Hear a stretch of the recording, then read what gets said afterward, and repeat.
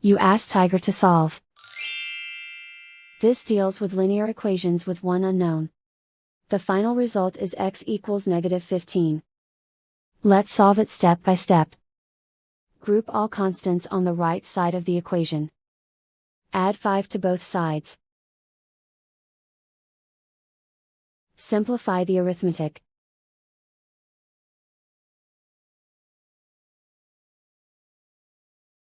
Isolate the x. Multiply both sides by 5. Group like terms.